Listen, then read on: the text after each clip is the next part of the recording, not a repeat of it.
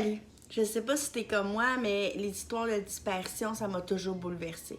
J'ai énormément d'empathie pour les familles qui vont passer le reste de leur vie dans une véritable quête pour obtenir les réponses à leurs questions. Tu peux-tu t'imaginer, toi, te lever tous les matins de ta vie puis te demander si la personne que t'aimes, qui est disparue, si elle est encore vivante? Si oui, est où? Sinon, qu'est-ce qui est arrivé? Est-ce que tu peux t'imaginer de chercher ta fille pendant 5, 10, 15, 40 ans sans avoir aucune idée de ce qui est arrivé? Moi, je trouve que c'est une des épreuves les plus épouvantables qu'un être humain peut vivre. C'est un peu condamner une famille à jamais être en paix, à être tout le temps dans l'espoir, dans l'espérance et aussi dans des scénarios constants. Je trouve ça épouvantable. C'est pour ça que moi, je trouve ça super important de parler des cas des personnes disparues, parce qu'il y a quelqu'un à quelque part qui sait quelque chose qui pourrait peut-être dénouer l'histoire et y apporter la conclusion. Peu importe celle qu'elle est, dans le fond, tout ce que les familles veulent, c'est la réponse. Donc, aujourd'hui, j'aimerais ça vous parler du cas de Isabelle Bourgeault. Pour bien comprendre l'histoire d'Isabelle, il faut remonter en 1972. Isabelle, elle reste à Limoilou, ça c'est un quartier de Québec. Elle est enfant unique, elle a une super belle vie, elle a une belle relation. Isabelle, elle a des amis, elle va aux études, tout va vraiment bien. Jusqu'un jour où est-ce que elle a un accident de voiture avec une de ses amies. La voiture des deux filles percute un pont et tombe dans la rivière. Isabelle, c'est la seule qui survit. Son amie décède. Ce qu'il faut savoir, c'est que la sœur de l'amie qui est décédée, elle a eu un accident de voiture aussi 1 an auparavant et est décédée. Donc, dans l'espace d'1 an, Isabelle, elle a perdu 2 grandes amies, toutes les deux décédées dans un accident tragique. Isabelle, à la suite de l'accident, elle va avoir énormément de troubles psychologiques. En fait, elle a eu une commotion et elle va avoir un diagnostic de névrose compulsive obsessive sévère et de troubles d'adaptation très sévères également.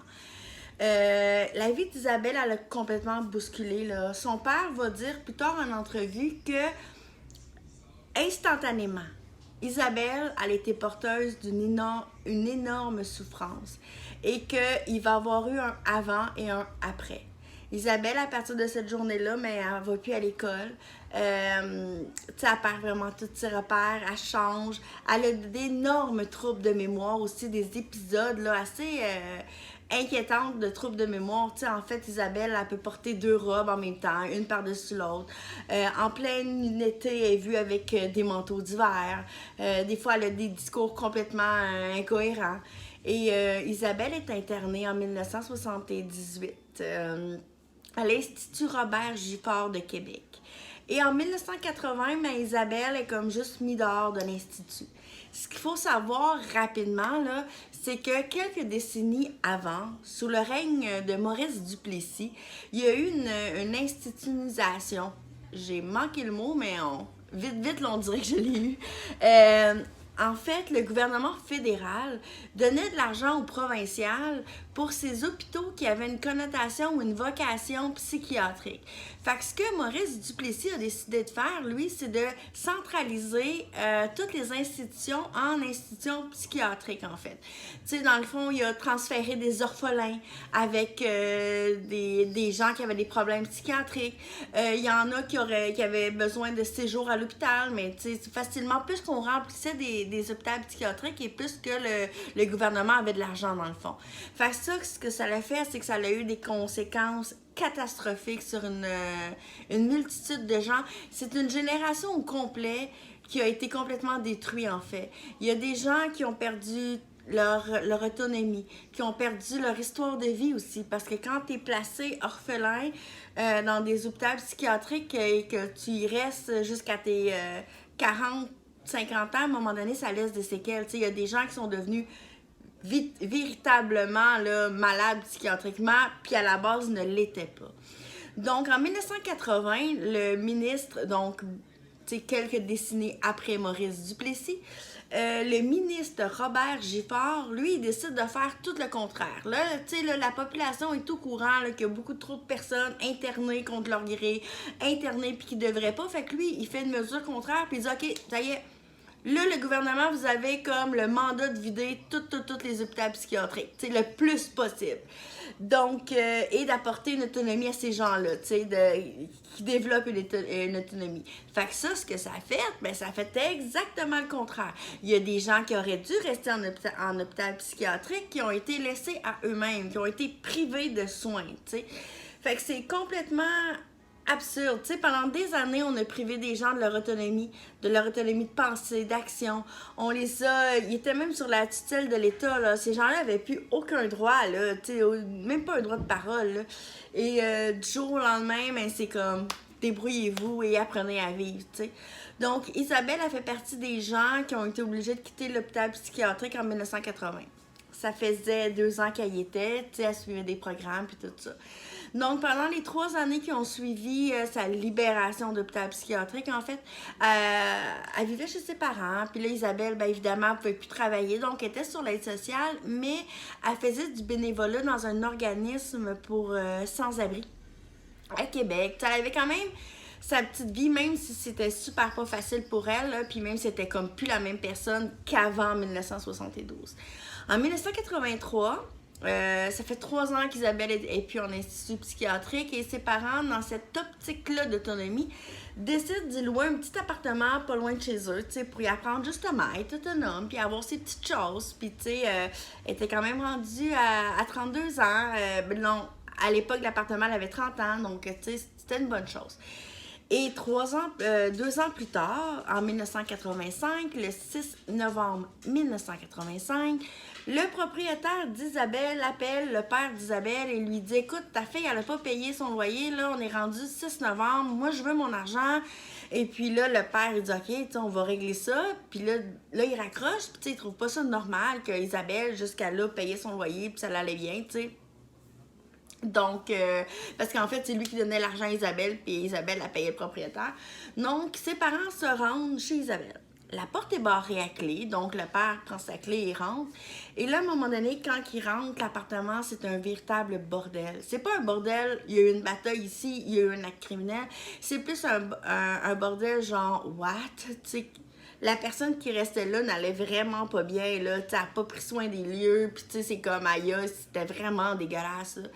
Et le psychiatre qui suivait Isabelle en clinique externe, ça veut dire une clinique que tu prends rendez-vous et tu y vas, là, dit que depuis quelques semaines, Isabelle, elle avait de plus en plus de troubles de mémoire, puis que ça l'inquiétait même, lui, tu sais. Puis il dit qu'il avait remarqué qu'elle se décompensait énormément. Pour ceux qui ne savent pas c'est quoi se décompenser, c'est super facile. C'est quand tous tes repères psychiatriques psychologiques, prennent le bord un après l'autre. C'est comme si ça, c'était ton état mental normal. Puis là, tranquillement, c'est comme ça un peu se décompenser. C'est se désorganiser. Moi, ce que je comprends pas, c'est pourquoi que le psychiatre, s'il trouvait ça inquiétant, il n'a pas pris des mesures, tu sais, parce que moi, j'ai déjà travaillé à l'urgence, et puis les gens qui arrivent en décompension, on les garde, tu sais, on les relâche pas comme ça, là, c'est vraiment... il y a comme un suivi, là. Donc, peut-être que c'était pas pareil à l'époque, peut-être que lui, il suivait aussi la ligne de c'est normal, ils vont se décompenser, ça va revenir, faut leur apprendre à être capable de revenir par eux-mêmes, je sais pas, t'sais. Mais donc, Isabelle, c'est la dernière fois qu'elle va avoir été vue, c'est le 6 novembre 85. Peut-être 2 semaines après sa disparition, ses parents, comme beaucoup de familles des années 80, là, c'était comme presque un automatique quand il arrivait quelque chose comme ça, là, ils ont fait appel à un voyant. Alors, le voyant, il a été chez Isabelle, dans son appartement. Il s'est mis à toucher plein d'affaires, là, tu sais, comme pour avoir son énergie. Puis il a commencé à dire aux parents, tu sais, il disait qu'il la voyait, là. Puis il a fait comme le chemin des dernières heures d'Isabelle, tu sais, dans le fond. Puis là, il a dit, Isabelle, elle a passé un pont. Puis là, après ça, elle a tourné dans une rue. Puis là, après ça, elle a tourné à droite dans l'autre rue. Puis là, il y a un petit restaurant, là, vous allez voir, là, tu sais, puis là, il y a décrit le restaurant. Puis elle était là. Puis là, elle était vue par des gens là. Puis moi, je vois qu'Isabelle, elle était dans un hôpital qu'elle connaissait. Fait que eux autres se sont dit, OK, tu sais, elle était à l'hôpital aller à retourner à l'hôpital Robert Giffard, c'est sûr, tu sais. Fait que là, les parents embarquent avec le voyant en voiture, puis là, ils font le chemin. Puis là, à un moment donné, ils arrivent au restaurant Le Monica à Québec. Puis là, le voyant, il dit ici, tu sais, c'est exactement le chemin que je vous ai dit. Fait que là, avec une photo d'Isabelle, les parents vont dans le restaurant, montrent la photo au client. Puis là, il y a un client qui dit, ben ouais, je l'ai vu. Il dit, je l'ai vu ici le 8. Parce que dans le fond, il a disparu le 6, faut pas oublier. Puis il dit, je l'ai vu. Fait que là, les parents, ils vont comme, ah, le voyant, il avait raison. Tu sais, c'est exactement ça qu'il nous a dit. Puis là, après ça, ils s'en vont à l'hôpital psychiatrique Robert Giffard. Puis la réceptionniste leur dit, ben, il leur montre la photo. Puis elle dit, ben oui, je l'ai vu. Elle dit, je l'ai vu ici le 12 et le 13, non, le 11 et le 13 novembre. Elle dit, la deuxième fois que je l'ai vue, elle dit, elle avait l'air un peu perturbée, tu sais. Fait qu'elle dit, j'ai été la voir. Puis elle m'a demandé de l'argent pour un café. Puis elle dit, tu sais, nous autres, on est un hôpital psychiatrique, là. Elle dit, la politique nous interdit de donner de l'argent à des gens qui en demandent. Fait qu'elle dit, j'ai refusé. Là, Isabelle, elle a été s'asseoir. Puis elle dit, peut-être 5-10 minutes plus tard, quand j'ai regardé où est-ce qu'elle était assise, elle était plus là, elle a disparu, tu sais. Puis là, la réceptionniste, elle a dit, elle avait le comportement d'un enfant de 8-10 ans. Puis là, la mère d'Isabelle, elle a dit, c'est ça, tu sais, c'est sûr que c'est elle, là, parce qu'Isabelle, elle a effectivement un âge mental maintenant, de plus que ça allait dans le temps, dans le fond, d'un enfant de 8 à 10 ans. Mais encore là, ce que je comprends pas, c'est, tu laisses vraiment l'appartement, c'est loin que ça, un adulte que l'âge mental d'un enfant de 8-10 ans, ça marche pas. Puis en plus que cette personne-là commençait à aller vraiment pas bien. Fait que, tu sais, j'ai comme un peu de misère avec ça. Et là, après ça, mais c'est à peu près la seule... C'est la trace d'Isabelle par rapport au voyant s'est arrêtée là, tu sais. Puis là, les parents, eux autres, là, ils ont multiplié les appels à l'aide, là. Ils ont payé dans plein de journaux au travers du Québec des petites annonces, là, tu sais, cette fille a disparu, l'avez-vous vue? Puis ils ont fait un paquet de reportages aussi. Puis après ça, ils ont fait une véritable enquête, tu sais, ils se ramassaient dans les rues, dans les parcs de Québec tout le temps, parce que eux autres étaient convaincus qu'Isabelle, soit que cette journée-là, du 6 novembre, elle avait complètement perdu la mémoire, elle s'était perdue, puis qu'elle s'était ramassée dans la rue, elle sait pas avec qui, elle sait pas son nom, puis qu'elle erre dans les rues, tu sais. Ou bien, qu'est-ce qu'ils se disent, c'est que... elle était perdue, elle a fait un séjour en psychiatrie sans papier, mais ça serait pas Robert Giffard parce que j'imagine que le personnel la connaîtrait, là. Et puis que là, quand il est venu le temps de la relâcher, ben ils l'ont relâchée sans identité, puis que là, elle est comme à quelque part, puis tu sais. Fait que les autres, ils font le tour partout, tu sais. Puis là, ils font le tour, ils vont demander des hôpitaux, des centres pour femmes en difficulté, des organismes pour sans-abri. Mais le problème, c'est que Isabelle est majeure. Donc, il n'y a pas personne qui veut donner aux parents de l'information à savoir s'ils l'ont vu ou pas. Donc là, les parents, ils commencent un véritable combat juridique. Ils vont jusqu'en Cour suprême pour obtenir le droit d'être les tuteurs légaux d'Isabelle, même si elle est disparue, en disant que c'est une personne vulnérable. Parce qu'un adulte a le droit de disparaître sans laisser de traces, tu sais. Moi, vous, si demain matin, on veut refaire notre vie puis sans le dire à personne, c'est pas criminel, là. On n'est pas tenu d'avertir personne d'où est-ce qu'on est, tu sais. Donc, mais eux autres, ils soutiennent qu'elle est en danger, là, elle est dans la rue à quelque part, ou, tu sais, elle a probablement besoin de soins, leur fille, parce que les autres sont convaincus qu'elle n'est pas morte, à cause du voyant, effectivement. Ensuite de ça, ils vont engager... fait qu'en 1992, ils vont obtenir le droit d'obtenir des informations s'ils vont à l'hôpital. C'est comme un mandat d'inaptitude, puis ils ont le droit d'obtenir les informations relatives à leur fille. Sauf que là, ils vont engager 2 détectives privés à 2 moments différents. C'est le deuxième qui va avoir un plus grand impact. Lui, il va dire qu'il s'est présenté à l'Institut Robert Giffard et qu'il a senti qu'on y cachait des choses, puis malgré l'ordonnance, il a senti qu'il ne voulait pas tout leur dire, tu sais. Puis il y a un autre organisme aussi pour sans-abri qui a senti la même chose, tu sais. Donc, lui, là, son enquête, parce que là, avec les annonces mises dans les journaux, il y a des gens qui vont dire qu'ils l'ont vu à Montréal et à Saint-Jérôme. Donc, lui, il va faire vraiment une enquête au niveau, là, il part de Québec, il va jusqu'à Montréal dans la rue.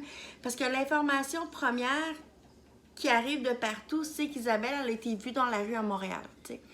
Puis une fille qui va témoigner dans les années encore là 92-93 qu'elle était dans un autobus à Montréal et que là tout d'un coup Isabelle, parce que Isabelle, tu sais, vous l'avez vu, est hyper facile à identifier, tu sais, parce que ses grains de beauté, tu sais, une fois que tu les as vus là, tu sais, moi j'ai une fille qui est adulte, puis elle est comme plein de grains de beauté dans le visage. Puis, tu sais, ils sont vraiment placés spécial. Puis, tu peux pas. Une fois que tu l'as vu, ma fille, là, tu vas la reconnaître partout à cause de ses grains de beauté. Tu sais, c'est pas un ou deux, là. Tu sais, quand t'en as, genre, entre 5 puis 10 puis 20, là, c'est comme évident, là. Puis plus qu'ils sont gros, plus que c'est marquant, tu sais. Puis Isabelle, tu sais, c'est vraiment évident, là. Ça fait vraiment un arc ici, là, tu sais. Et puis, elle va dire qu'elle l'a reconnu à cause de ça. Donc, dans l'autobus, gêne-toi pas, mon chat. Dans l'autobus, Isabelle, elle s'est mise à paniquer. Puis, tu sais, tu peux claquer. Moi, je prends pas souvent l'autobus, là, je reste à Valleyfield. Là. Mais t'as comme une corde, si tu pèses là-dessus, ça sonne, ça manifeste au chauffeur que tu veux sortir, tu sais. Fait que là, Isabelle, elle s'est mise à le faire vraiment vite, tu sais, de panique. Fait que là, le chauffeur, il l'a laissé partir. Débarquer, puis là, tout le monde a regardé, évidemment, tu sais, quand quelqu'un se met à capoter un peu dans un autobus, tout le monde regarde. Puis là, Isabelle, elle a débarqué, puis dès qu'elle a débarqué, elle s'est écroulée en pleine face sur le gazon. Fait que là, la fille qui était comme juste pas loin de la porte, elle aussi, elle a sonné, puisque l'autobus, tu sais, elle décollait tranquillement. Fait que là, la fille, elle a sonné, puis elle a débarqué pour aller voir si Isabelle, elle avait besoin d'aide, tu sais.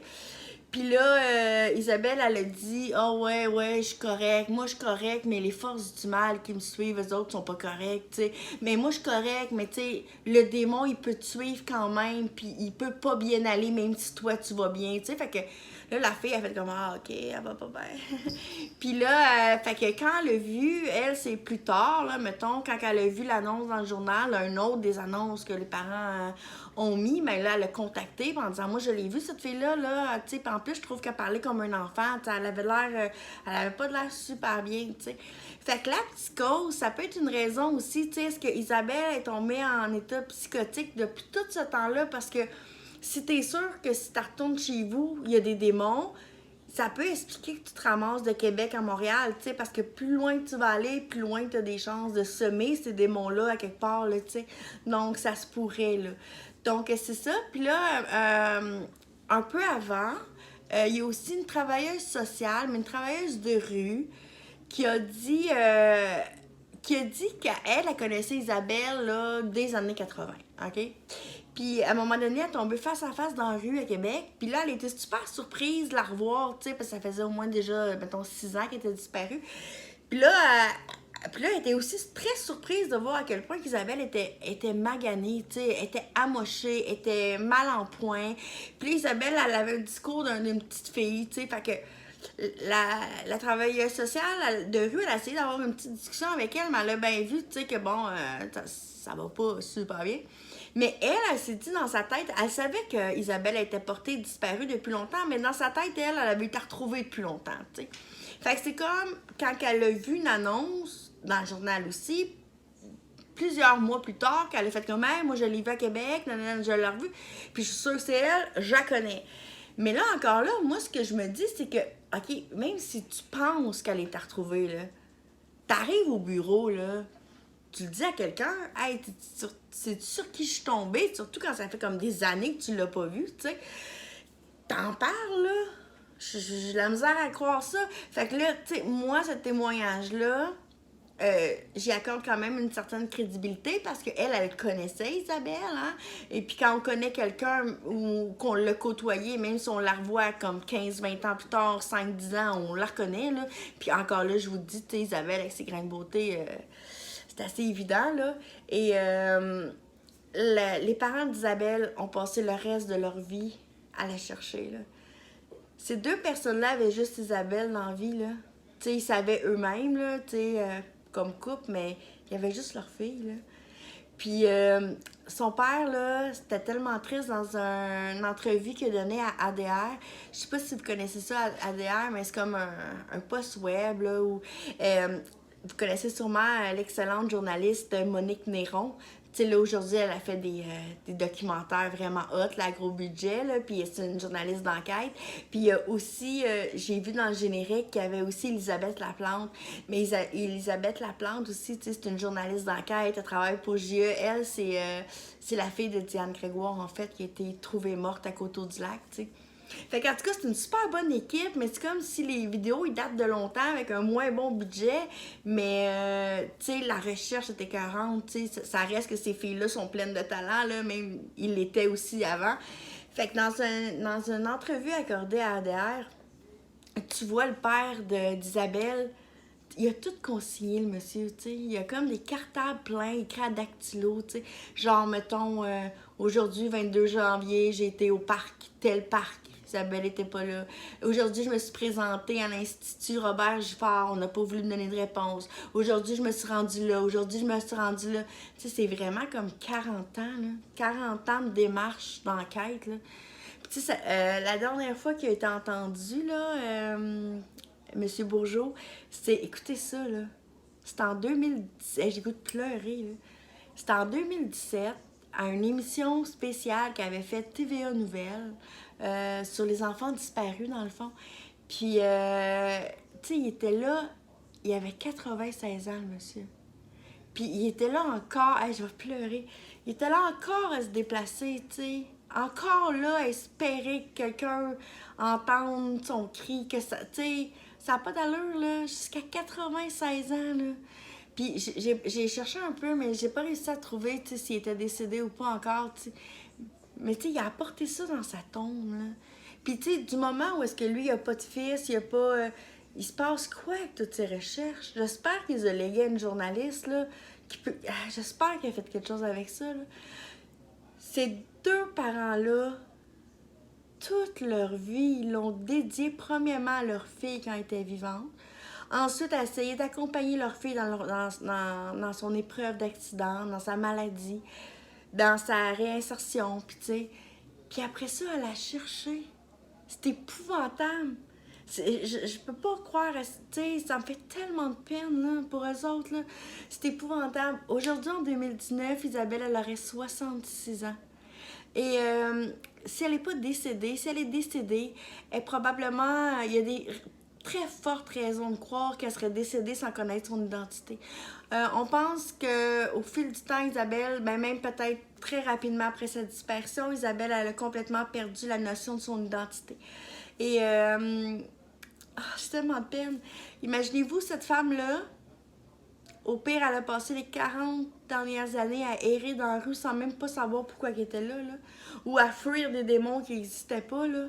C'est comme juste tellement triste, là. Donc, tu sais, je sais qu'il y a beaucoup de gens qui se promènent dans les centres-villes, soit de Québec, Montréal, ou tu sais, peu importe. Il y a des raisons de croire qu'elle aurait pu se déplacer. Même d'ailleurs, que dans les années 90, milieu 90 encore là, il y a un agent d'immeuble qui a ouvert le journal puis qui a vu une des annonces placées par les parents d'Isabelle et qui a appelé parce que lui, il était dans un restaurant, il était en train de dîner avec des clients.